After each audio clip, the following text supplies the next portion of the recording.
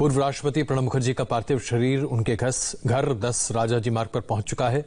लेकिन ये बदली हुई तस्वीरें आज बताती हैं कि कोरोना काल में कितनी अलग तरीके से चीजें हो रही हैं।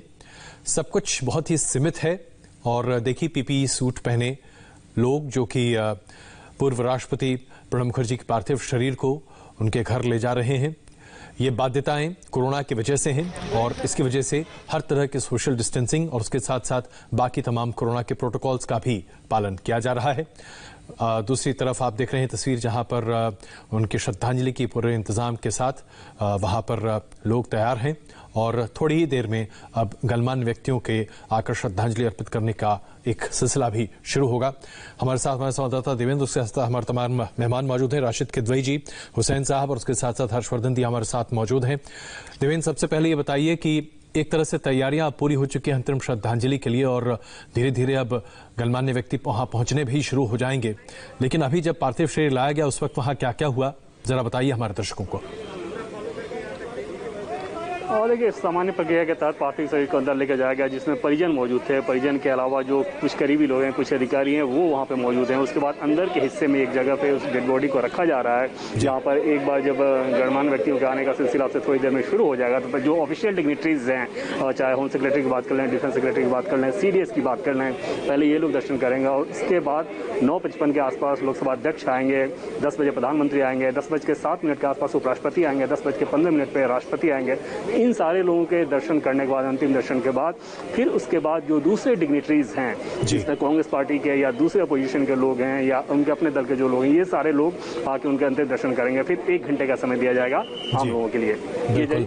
और अभी ये सीधी तस्वीरें जो हम आपको दिखा रहे हैं, सेना के प्रतिनिधित्व के तौर पर सभी सेना के तीनों अंगों की तरफ से उन्हें श्रद्धांजलि अर्पित की गई है, जिसकी तस्वीरें अभी आपने दी हैं, देखी हैं अभी स्क्रीन पर। पूर्व राष्ट्रपति रहे हैं प्रणब मुखर्जी, इसलिए सेना के तीनों अंगों की तरफ से उन्हें श्रद्धांजलि सबसे पहले अर्पित की गई है, जिनकी तस्वीरें अभी आप अपने स्क्रीन पर देख रहे हैं। राशिद किदवई साहब, हम अभी चर्चा कर रहे थे कि प्रणब मुखर्जी के व्यक्तित्व के अलग अलग कितने पहलू रहे हैं। इस बात को लेकर भी चर्चा होती रही कि ऐसा 2 मौका था जब वो प्रधानमंत्री बनने वाले थे, लेकिन शायद नहीं बन पाए। उनका एक कमेंट मुझे बड़े अच्छे तरीके से याद है। उन्होंने कहा था कि अनडिवाइडेड बंगाल अगर होता तो शायद वो ना होता जो मेरे साथ हुआ। बंगाल डिवाइड हुआ इसलिए मेरा फ्यूचर भी अलग रहा। तो क्या यह माना जाए कि वो जानते थे कि वो काबिल हैं, वो जानते थे कि उन्हें शायद प्रधानमंत्री बनना चाहिए था, लेकिन किन्हीं कारणों से ऐसा ना हो पाया? अजय जी, आपने बहुत अच्छा एक प्रश्न पूछा। एक ऐसा अध्याय है जिस पर मेरा उनसे कई बार डिस्कशन भी रहा। देखिए, उनका जो एक और मतलब आखिरी मौका मुझे जो लगता है वो 1984 में था, लेकिन उस वक्त कांग्रेस की राजनीति ऐसी थी कि वो अरुण नेहरू वगैरह ने राहुल और राजीव गांधी को कहा कि देखिए ये तो प्रणब मुखर्जी खुद प्रधानमंत्री बनना चाह रहे हैं। देखिए उसको केयरटेकर प्राइम मिनिस्टर बनने की गुंजाइश थी और प्रणब मुखर्जी नंबर 2 भी थे, लेकिन वो ज्ञानी जैल सिंह से लेके अलेक्जेंडर और जितने लोग थे तमाम लोगों ने राजीव गांधी को कहा कि नहीं आप ही जो है प्रधानमंत्री बने, और वो प्रणब दाव से आहत हुए क्योंकि जिस तरीके से हुआ। और उसके बाद प्रणब मुखर्जी कुछ समय के लिए 2 साल के लिए कांग्रेस से बाहर भी चले गए। प्रणब मुखर्जी कहा करते थे कि 3 बातें होनी चाहिए एक भारत के प्रधानमंत्री बनने के लिए।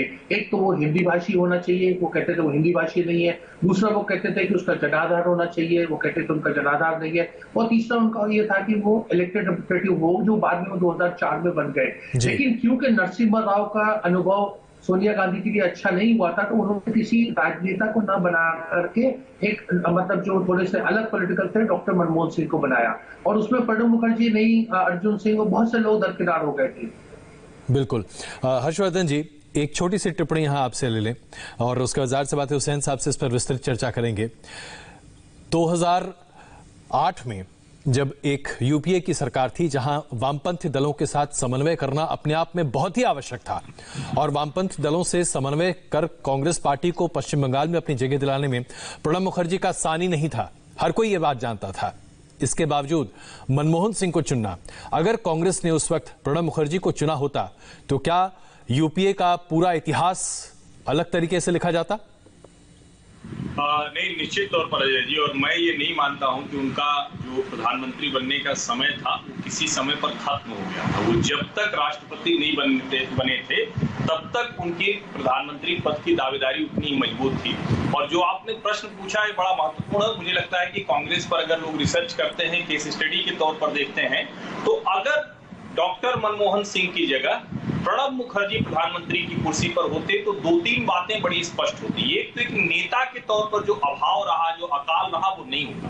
दूसरा, जो कॉन्स्टिट्यूशनली चुने हुए लोग हैं, संवैधानिक पद पर बैठे हैं, प्रधानमंत्री हैं, उनकी कैबिनेट है, वो सर्वोच्च होती, उसके ऊपर कोई अनकॉन्स्टिट्यूशनल अथॉरिटी नहीं होती। और तीसरी जो सबसे बड़ी चीज है, जिसको रशीद भाई ने कहा कि वो कहते थे कि उनका जनाधार नहीं था, एक नेता का जनाधार शुरुआती दौर में निश्चित तौर पर होता है कि वो कोई उसकी कॉन्स्टिट्यूएंसी है क्या, लेकिन प्रणब दा 1969 से लेकर और अब तक इस जगह पहुंच चुके थे, यूपीए की मैं बात कर रहा हूं, कि जहां देश उनको एक सबसे बड़े नेता के तौर पर, कांग्रेसी नेता के तौर पर देखता था, और उन बहुत बड़े नेताओं से जो कुछ कॉन्स्टिट्यूएंसी में सीमित रहे, उनसे वो बहुत बड़ा उनका आधार था। और शायद अगर ये रहता तो जो यूपीए की छवि थी, जो यूपीए 2 में पूरी तरह से छवि ध्वस्त हुई, घोटाले हो गए, मैनेज नहीं हो पाया, हर मंत्री अपना राग अलाप रहा है, उस सब से शायद बचा जा सकता था। ये बहुत अच्छी केस स्टडी भी होगी अगर कोई इस पर काम करे। बिल्कुल हुसैन साहब, अब यही सवाल मैं आपके सामने थोड़े अलग अंदाज में प्रस्तुत करता हूं। बड़बोले नेताओं की कमी नहीं थी 2009 से लेकर 2014 के बीच में, और ये वो दौर था जब यूपीए 2 में कई सारी गलतियां भी हुई। प्रणब मुखर्जी जैसा नेतृत्व अगर यूपीए का उस वक्त होता तो आपको लगता है कि वो बड़बोले नेता शायद इतना ज्यादा न बोल पाते, शायद इतनी एरोगेंस की बात ना आती, और शायद यूपीए की वो हाल हम ना देखते जो 2014 में हमने देखा। ये देखिए, ये सारी बातें कैसी होती है कि आपका लोगों में कितना स्थान है उसके ऊपर होता है।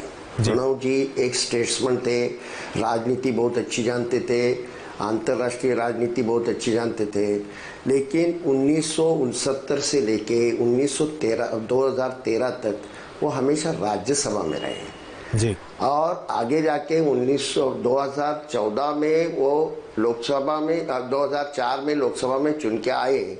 वो मुशीराबाद से जंगीपुर से चुन के आए, जिसमें अधीर रंजन चौधरी जो आज पार्लियामेंट के कांग्रेस पार्लियामेंट्री पार्टी के नेता हैं, उनकी वजह से उन्होंने ये किया कि यहाँ से लड़िए, मैं आपको चुन के लाऊंगा, और पूरी जिम्मेदारी लेके उनको चुन के दिए। 2009 को भी वो वहाँ से चुन के आए, आगे जाके उनका बेटा भी एक दफा चुन के आया, लेकिन उनका ऐसा मास बेस नहीं था। वो बहुत इंटेलिजेंट थे, स्टेट्समैन थे, ये सारी बातें थी। मास बेस होना ये बहुत ज़रूरी है। तो मास बेस जिनका है वो निर्णय राजनीति में बड़े पैमाने पे लेते हैं, और वो निर्णय मान्य करना पड़ता है। एक ऐसा है कि ऐसा होता तो क्या होता, ये ऐसी बात है नहीं, मैं समझ सकता हूँ। ये हालांकि बहुत ही हाइपोथेटिकल सवाल है हुसैन साहब, लेकिन क्या किया जाए, आज जब हम प्रणब दा को याद कर रहे हैं तो बहुत सारी चीजें होंगी, चर्चा भी होगी। इसमें कोई शक नहीं है कि पूर्व प्रधानमंत्री मनमोहन सिंह की काबिलियत पर सवाल बहुत कम लोग खड़े कर सकते हैं, बहुत काबिल व्यक्ति रहे हैं, इसमें कहीं कोई दुविधा नहीं रही। लेकिन प्रणब मुखर्जी ने कई मौके पर पार्टी को जिस तरीके से बचाया, जो विरोधाभास निकल कर आ रहा था कई बार पार्टी के बीच में, कांग्रेस पार्टी की बात यहां मैं कर रहा हूं, उस विरोधाभास से पार्टी को उबारने में उनकी अहम भूमिका रही है। ऐसे में क्या आपको नहीं लगता कि कई मौकों पर शायद पूर्व प्रधानमंत्री मनमोहन सिंह के मुकाबले अगर कमान प्रणब दा के हाथ में होती तो शायद वो बेहतर तरीके से चीजों को कोऑर्डिनेट कर सकते थे, क्योंकि उनके पास अथॉरिटी भी होती। ऐसा ये ध्यान में रखना चाहिए कि मनमोहन सिंह जी ने उनको पूरी तरह से मौका दिया जी। ऐसा है कि वो एक विरोधी ये है, कॉम्पिटिटर है, इसलिए उनको बाजू नहीं रखा। हालांकि 50 कमेटियों के अध्यक्षता उनको दी, कई सवालों के ऊपर उनका सलाह लिया गया, और पार्टी के कई मुद्दे के ऊपर भी वो ये करते रहे। ये ध्यान में रखना चाहिए। प्रधानमंत्री होने के बाद जो कर सकते थे वही बात उनको करने का मौका दिया गया, ये हम लोगों ने ध्यान में रखना बहुत जरूरी है, ऐसा मुझे लगता है। बिल्कुल। राशिद किदवई साहब, अब यहां पर जरा वो न्यूक्लियर डील की चर्चा कर लेते हैं, क्योंकि शायद अगर प्रणब मुखर्जी ना होते तो वामपंथी दलों के साथ वो समन्वय हो ही नहीं पाता, और जिसे हम पूर्व प्रधानमंत्री मनमोहन सिंह जी की सबसे बड़ी कामयाबी मानते हैं, वो भी शायद नहीं पूरी हो पाती, क्योंकि वामपंथी दलों को संभाल पाना शायद किसी के बस में था नहीं यूपीए में। जी अजय जी, बिल्कुल ये सही बात है। और प्रणब मुखर्जी ने अपनी राजनीतिक जीवन के आखिरी दौर में उनके तमाम राजनीतिक दलों से बहुत अच्छे संबंध हो गए थे, और उसमें वामपंथी दल भी बहुत शामिल थे, जिससे वहां बंगाल की राजनीति में वो उनके कट्टर विरोधी रहे।